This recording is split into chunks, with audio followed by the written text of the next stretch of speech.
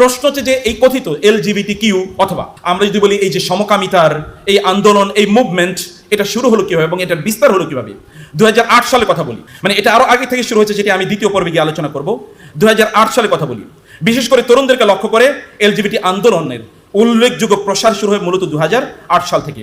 এই সময় এলজিবিটি সাহিত্য এবং সংস্কৃতিতে ব্যাপক পরিমাণ প্রভাব ফেলে এবং এখানে উপস্থিতি দেখা যায়।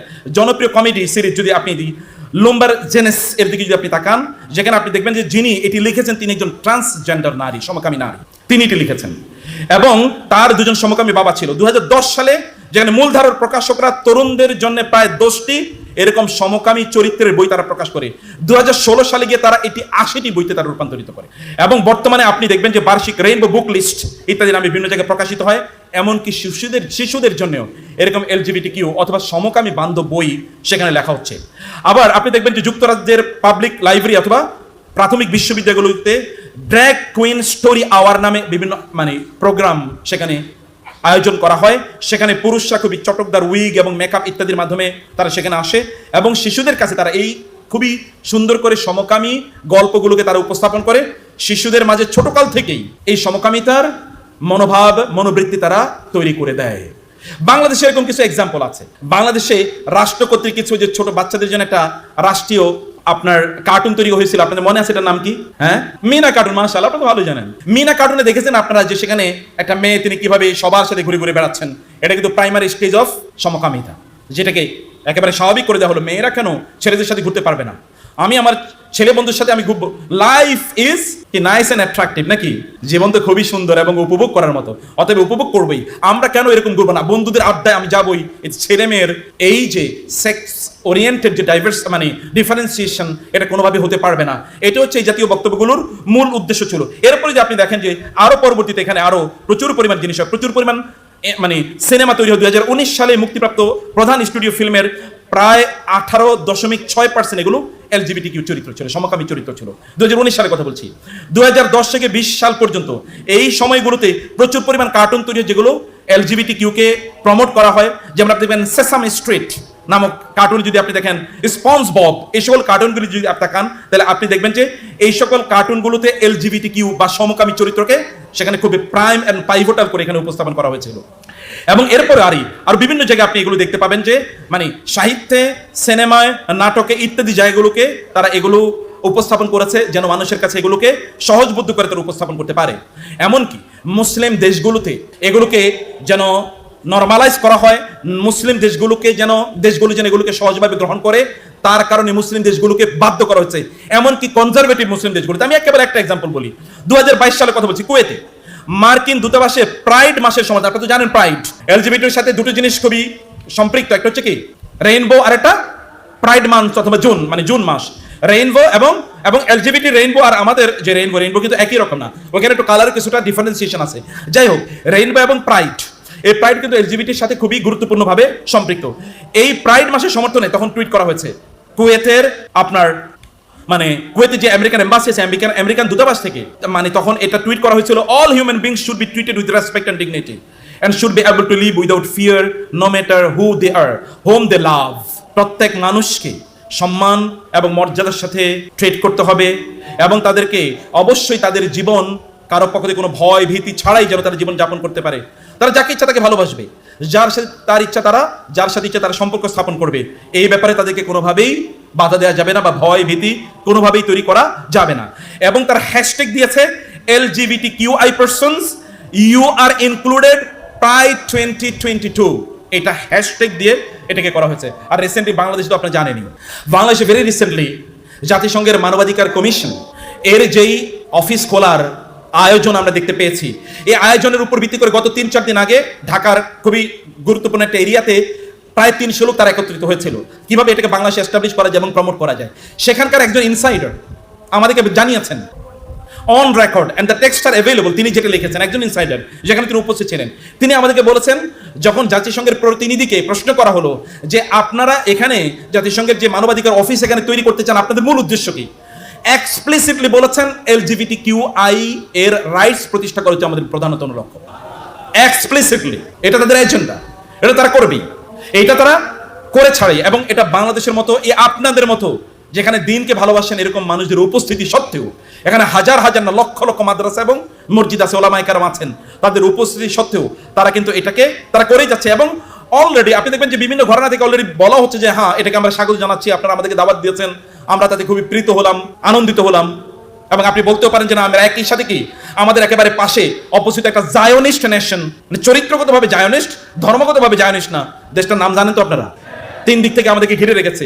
এরকম একটা জায়োনিস্ট দেশ আমাদের পাশে আছে, মিডল ইস্টে আছে আরেকটা জায়োনিস্ট, ওটা রাজনৈতিকভাবে এবং ধর্মীয়ভাবে জায়োনিস্ট, এটা হচ্ছে রাজনৈতিকভাবে জায়োনিস্ট। এইরকম একটা জায়োনিস্ট দেশ, আবার আরেকটা পৃথিবীর গুরু দেশ, এই দুইটা দেশের সাথে আমরা একসাথে যুদ্ধ করতে পারবো না। এই কারণে ওদেরকে আপাতত মেনে নেই, এদেরকে নিয়ন্ত্রণ করার জন্য। এটা আসলে খাল কেটে কুমির আনার মতো একটা পরিস্থিতি তৈরি হবে।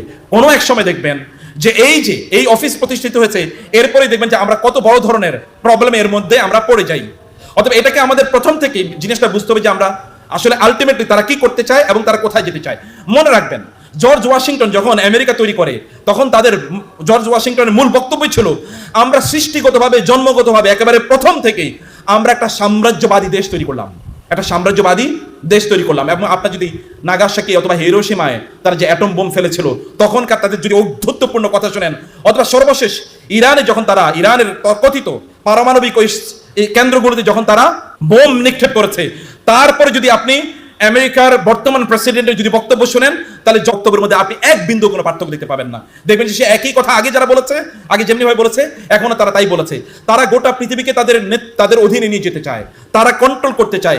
এই কন্ট্রোলিং এর একটা মেকানিজম হচ্ছে কথিত এলজিবিটি, মানে কথিত সমতা, এর আড়ালে সমকামিতা এবং এলজিবিটিকিউ এই আন্দোলনগুলো। এর মাধ্যমে তারা কেন করতে চায়, কিভাবে করতে চায়, আমি সেই আলোচনাগুলো একটু আপনাদের সামনে একটু নিয়ে যাই। কিন্তু প্রশ্ন হলো যে এটা আসলে কেন এত সহজ হয়ে গেল, বিষয়টা কেন এরকম হলো।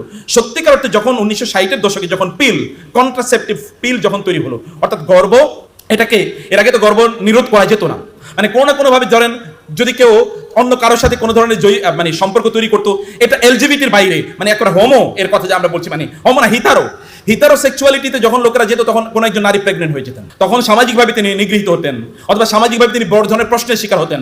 খ্রিস্টানরা অথবা ওই সোসাইটি তাকে গ্রহণ করতো না এবং তাকে একজন ব্যভিচারী হিসেবে তাকে ট্রিট করা হতো। তার সন্তানদের কোনো পরিচয় থাকতো না। ইত্যকার বহু ধরনের, তিনি পাবলিকলি তিনি কোথাও অ্যাক্সেস পেতেন না। ইত্যকারের কারণে এই সময়ে এই অপকর্মগুলো খুবই কম হয়েছিল। কিন্তু যখন গর্ভ নিরোধক যখন মানে পিলগুলো যখন সহজলভ্য হয়ে গেল, এগুলো যখন উন্নত হলো, তখন এই কাজগুলো অবাধ চারদিকে ছড়িয়ে পড়লো। এবং যখন নারীবাদী আন্দোলন তৈরি হলো, নারীদের তো মূল বক্তব্য একটাই, শরীর আমার, সিদ্ধান্ত নেবো আমার, শরীর আমার, সিদ্ধান্ত নেবো আমার, যেহেতু বক্তব্য তাদের এই, অতএব এর উপর ভিত্তি করে এটা তৈরি হলো। ফ্রয়েডীয় তত্ত্বের কারণে যখন ফ্রয়েড বললো যে যৌন দমন, কারো যদি যৌন কোনো চাহিদা থাকে, তিনি যার সাথে, তেমনকি পশু পাখির সাথে, গরু ছাগলের সাথেও তিনি তার যৌনাচার করতে পারেন। এটাকে দমন করার যে কোনো মেকানিজম হচ্ছে, এটা তার মানবাধিকারের লঙ্ঘন। ফ্রয়েড শব্দটা ফ্রয়েড না হলে ফ্রড হলে আমি আরো বেশি খুশি হতাম। এরকম একটি অবস্থায়, মানে এটা একটি পরিস্থিতি ছিল যে এই পরিস্থিতি তারা তাদের এই কথাগুলো তারা মানে ইয়ে করেছে। এরপরে ধরেন ইন্ডাস্ট্রিয়ালাইজেশন, সাংস্কৃতিক বিবর্তন, অর্থনৈতিক বিবর্তন, সামাজিক বিবর্তন, এগুলো কিন্তু কাজগুলোকে খুবই সহজ করে দিয়েছে। আর সর্বশেষ হচ্ছে গণমাধ্যমের প্রভাব। আপনি কি জানেন বাংলাদেশে কিন্তু এরকম সমকামী নামে এরকম বহু কিছুই, বহু নাটক, সিনেমা, গান, বাদ্য, এগুলো রিলিজ হচ্ছে না, হচ্ছে কিনা? এগুলো তো হচ্ছে। কথিত যে সকল ব্যাচেলর বা ইত্যাদি নামে যে সকল গাল গল্প, নাটক, সিনেমা থেকে দেখানো হয়, অথবা তথাকথিত যে টেলিফিল্মগুলো, এই টেলিফিল্মগুলোর মূল উপজীব্য বিষয় কি?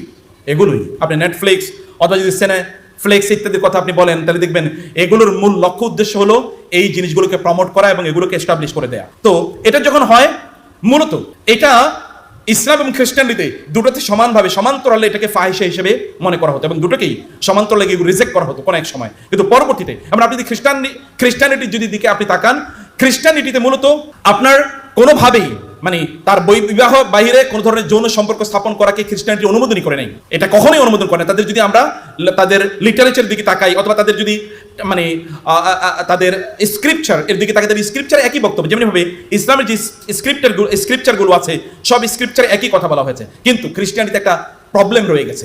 প্রবলেম হলো কি, ঈসা আলাইহিস সালাতু ওয়াস সালাম বিয়ে করেন নাই, এবং মারিয়াম আলাইহিস সালাতু ওয়াস সালাম তার বিয়ে হয় নাই, এবং সেন্ট অগাস্টাইন সে নিজেও কুমার ছিল।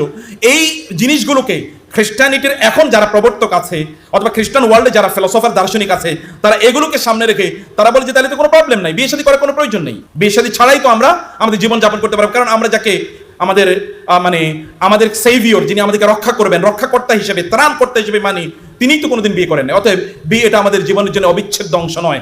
এটাকে বলে তারা এটাকে একটা মিস ইন্টারপ্রিটেশন তারা দাঁড়া করিয়েছে, এবং এর উপর ভিত্তি করে তারা একটা প্রেমিস তৈরি করতে চায়, যার মাধ্যমে তারা এই পরবর্তী সমকামিতার যেই ডায়ালগ আমরা দেখতে পাই, এই ডায়ালগগুলো তারা উপস্থাপন করছে। মূলত এখানে পার্থক্য হলো মূলত ওয়ার্ল্ড ভিউ। আপনি যদি দেখেন গোটা পৃথিবীর সকল কিছুর মূল কেন্দ্রবিন্দু হচ্ছে ওয়ার্ল্ড ভিউ। ইসলামের ওয়ার্ল্ড ভিউ কি?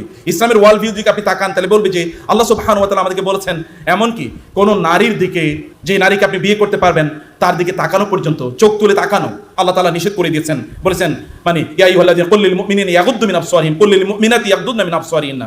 মুসলিম পুরুষরা, মুসলিম নারীরা তাদের চক্ষু যেন তারা অবনত করে রাখে। আল খালওয়া, অর্থাৎ কোন নারী যাকে আপনি বিয়ে করতে পারেন তার সাথে নির্জনে, নিবৃতে, একাকী আপনি হতেই পারবেন না। তার গায়ে স্পর্শ করে এটা হারাম। এমনকি আপনি প্রথমবার নজর যদি আপনার পড়ে যায় তাহলে দ্বিতীয়বার ইচ্ছাকৃতভাবে নজর দিয়ে কবিরা গুনাহে রূপান্তরিত, কারণ এটাও জেনা হিসেবে ইসলামে ট্রিটেড হচ্ছে। ফলে একটা ওয়ার্ল্ড ভিউ ওই দিকে আছে, আর একটা ওয়ার্ল্ড ভিউ ইসলামের ওয়ার্ল্ড ভিউ যদি আপনি জানেন তাহলে আপনি দেখবেন যে সত্যিকার অর্থে এখানে বড় ধরনের একটা ব্যত্যয় আছে। এই ব্যত্যয়গুলোকে সামনে রেখে মূলত আমাদেরকে কথা বলতে হবে। সেই সমকামীদের তাদের বক্তব্যের মূল কি? তারা বলেন যে সমকামিতা যেটি আছে এটি মানুষের বাইরে যে সমাজ আছে, পশু পাখিদের সমাজ, এই পশু পাখিদের মধ্যেও সমকামিতা পাওয়া যায়। তাদের মূল বক্তব্য এটা। অতএব সমকামিতা এটা নতুন কোনো জিনিস না, এটা পশু পাখির মধ্যে কোথায় পাওয়া যায়? এটা জঙ্গলেও পাওয়া যায়। তাহলে আমি আপনাদেরকে আজকের এই কনফারেন্স থেকে আমি এই দাবি তুলতে চাই, সমকামীদেরকে পশু হিসাবে ঘোষণা করা হোক। কারণ পশুর ওয়ার্ল্ডে যে দুইটা আছে তারা পশু, এবং পশুদের মধ্যেও সমকামী কারা জানেন? সবচেয়ে নিকৃষ্ট যে সকল পশুগুলো সবচেয়ে খারাপ জীবন যাপন করে, দূষিত জীবন যাপন করে, ময়লা আবর্জনার মধ্যে থাকে, ময়লা আবর্জনা খায়, এই সকল পশু পাখিদের মধ্যে কি পাওয়া যায়? সমকামী পাওয়া যায়। অতএব এক নম্বর দাবি হলো যারা সমকামী তারা পশু। এটা আমি বলি না, আল্লাহ তাআলা বলেছেন।